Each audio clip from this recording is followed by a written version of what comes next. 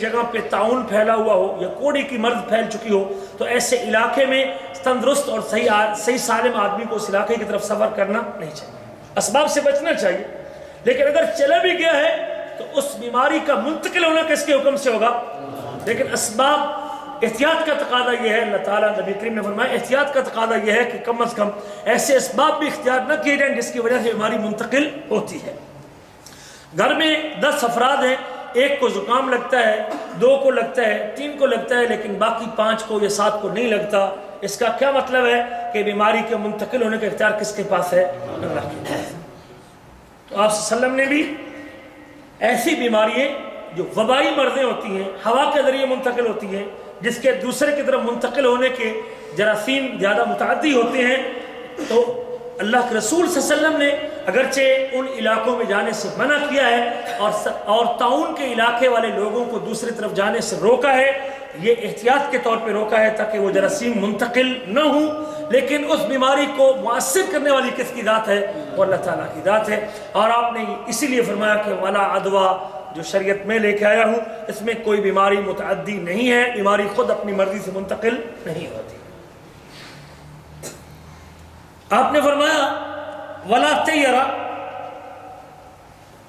لوگ جاہلیت کے زمانے میں مختلف چیزوں سے بدشگونی لیتے تھے، مختلف آوازوں کو برا سمجھتے تھے، مختلف پرندوں کے ساتھ اپنی قسمت کے فیصلے کرواتے تھے، کچھ چیزوں کو خود اپنی مرضی سے برا سمجھتے تھے، اور عرب کے لوگوں میں یہ عادت تھی جب کسی کام کے کرنے اور نہ کرنے کا فیصلہ کرنا ہوتا تو وہ پرندوں کے گھونسلوں کی طرف جاتے اور پرندے کو اس کے گھونسلے سے اڑا دیتے، اگر وہ پرندہ دائیں طرف مڑ جاتا تو کام کر لیتے، اگر اس کی اڑان بائیں طرف ہوتی تو کام نہ کرتے،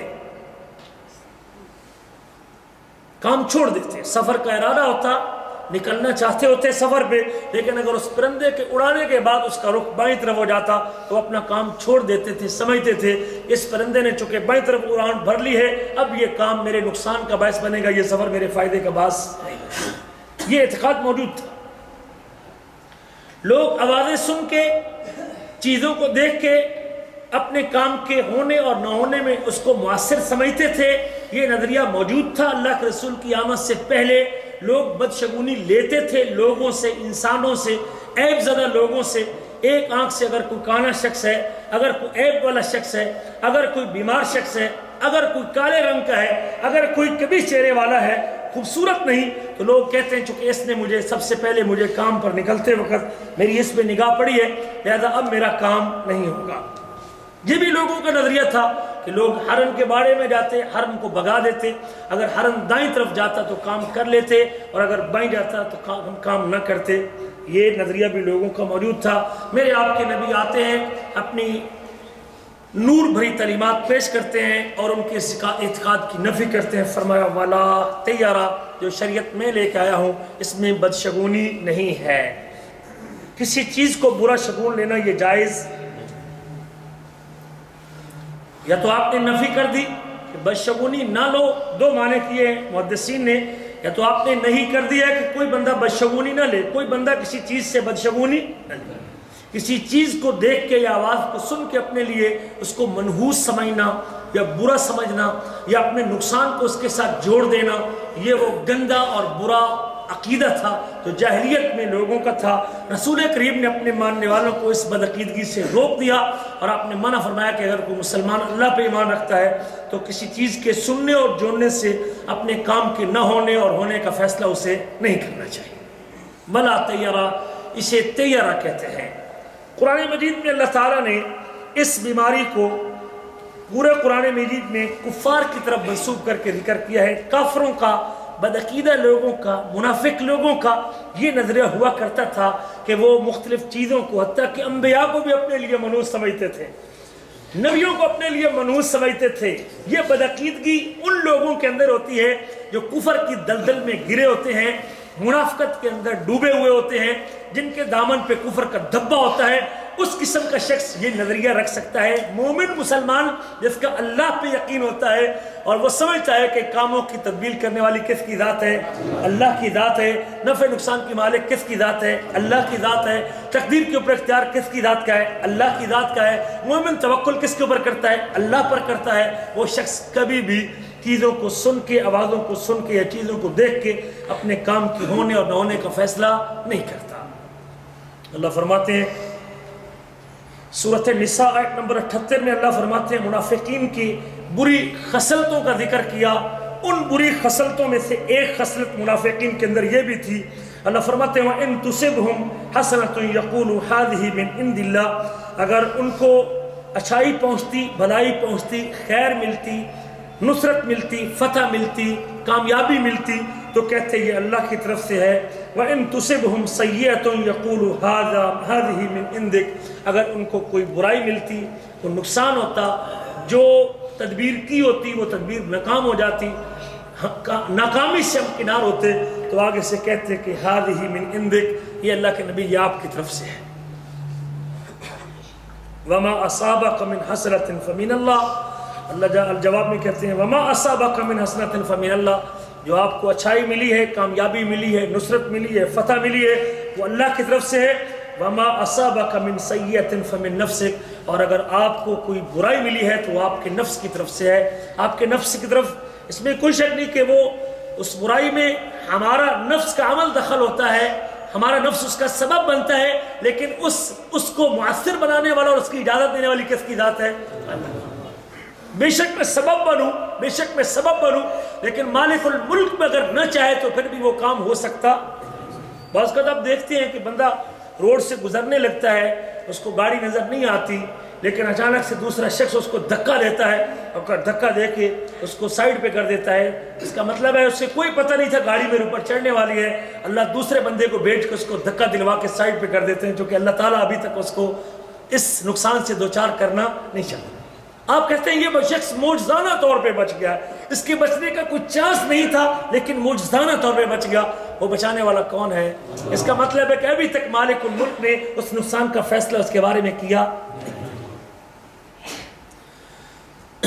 جب ہم کوئی برائی کرتے ہیں تو اس میں کوئی شک نہیں کہ ہمارے نفس کا عمل دخل ہوتا ہے، لیکن ہمارے نفس کے عمل دخل کے باوجود بھی اس کو مؤثر بنانے والا جب تک مالک الملک اس کی اجازت نہیں دیتا تب تک وہ نقصان ہمیں مل سکتا نہیں ہے۔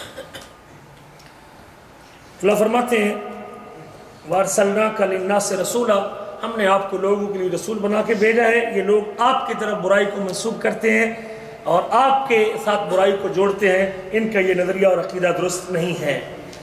قوم فرعون کے بارے میں اللہ ذکر کرتے ہیں، یہ بدشگونی لینا، چیزوں کو دیکھ کے اور مخلوق کے ساتھ اور اللہ کی مخلوق کے ساتھ نفع نقصان کو جوڑنا، یہ کافروں اور بدعقیدہ لوگوں کا شیوا اور طرز عمل ہے، مومن مسلمان کا طریقہ نہیں ہے۔ اللہ کہتے ہیں قرآن مجید میں سورۃ اعراف آیت نمبر 131 ہے فَإِذَا جَاءَتْهُمُ الْحَسَنَةُ قَالُوا لَنَا هَٰذِهِ، جب ان کو بھلائی ملتی ہے، اچھائی ملتی ہے، جب ان کے پاس خیر آتی ہے، نیکی آتی ہے، تو کہتے ہیں یہ ہمارے لیے ہے۔ وَإِن تُصِبْهُمْ سَيِّئَةٌ يَطَّيَّرُوا بِمُوسَىٰ، اور اگر ان کو کوئی برائی ملتی ہے تو کہتے ہیں یہ موسیٰ علیہ السلام کی نحوست کا نتیجہ ہے کہ ہمارا یہ نقصان ہو گیا ہے۔ یہ موسیٰ علیہ السلام کی نحوست کا نتیجہ ہے کہ ہمارا یہ نقصان ہو چکا ہے۔ وَمَن مَّعَهُ، اور اس کے ساتھیوں کا نتیجہ ہے۔ أَلَا إِنَّمَا طَائِرُهُمْ عِندَ اللَّهِ، خبردار ان کی جو نحوست ہے وہ کس کی طرف سے ہے؟ وہ اللہ تعالیٰ کے پاس ہے۔ اللہ جانتا ہے کہ یہ کس وجہ سے آیا، یہ تمہاری بدعقیدگی کی نحوست ہے، یہ تمہارے کفر کی نحوست ہے، یہ تمہارے اس تکبر کی سزا ہے جو اللہ نے تم کو دی ہے۔ تم اس کو اللہ کے نبی اور مومنوں کی طرف منسوب نہ کرو۔ اللہ جانتا ہے کہ یہ مصیبت تم پر کیوں آئی ہے اور یہ نحوست تمہارے لیے کیسے آئی ہے اور یہ عذاب تم پر کیوں اترا ہے۔ اور ساتھ فرمایا وَلَكِنَّ أَكْثَرَهُمْ لَا يَعْلَمُونَ، لیکن اکثریت ان کی اس بات کا علم نہیں رکھتی۔ تو ان آیات میں اللہ تعالیٰ نے بدشگونی کو اور اس چیزوں کو دیکھ اور سن کے برا نظریہ قائم کرنے کو اور اس سے اپنے نقصان جوڑنے کو کن کا طرز عمل قرار دیا ہے؟ کفار کا اور ان مغضوب قوموں کا اور ان انبیاء کے منکروں کا اور نبیوں کی دعوت کو ٹھکرانے والوں کا یہ نظریہ تھا۔ ایک مومن اور مسلمان شخص اس سے یہ کبھی توقع نہیں کی جا سکتی کہ وہ اس قسم کی بدعقیدگی کا شکار ہو۔ وَلَا تَيَرَ، رسول کریم فرماتے ہیں کہ میری شریعت میں کوئی چیز بری نہیں ہے۔ اور آج ہمارے معاشرے میں بھی اس کی بے شمار مثالیں موجود ہیں.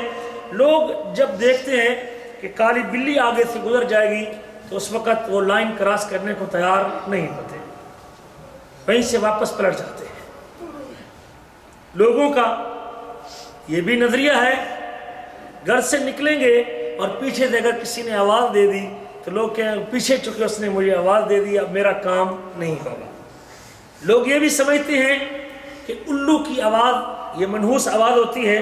رسول کریم کا ارشاد گرامی اسی حدیث میں آپ کے تیسرے لفظ یہ ہے ولا ہاما، ولا ہاما، اور کوئی پرندہ بھی منحوس نہیں ہے. اور اس پرندے کی تفسیر میں الو بوما ذکر کیا گیا، جس کو عربی میں بوما بھی کہتے ہیں. اس سے مراد الو ہے. لوگ یہ بھی سمجھتے ہیں کہ شاید مردوں کی کھوپڑی ہیں وہ پرندوں کی شکل اختیار کر کے گھروں میں آتی ہے اور آ کے آوازیں لگاتی ہیں اور آ کے پیغام دیتی ہیں، تو وہ منحوس اور اس کو لوگ برا خیال کرتے ہیں.